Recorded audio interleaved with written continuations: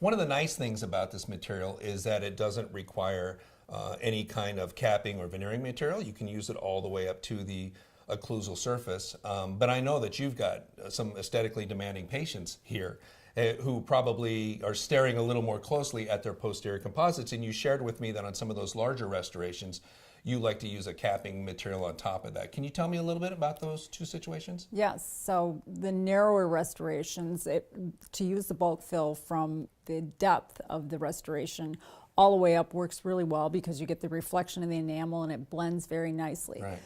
But on larger restorations, I like to layer that with a light cure material, the G-aenial Sculpt, and so to have a little more opacity to the restoration, but still a nice blend, and it seems to work better that way for me.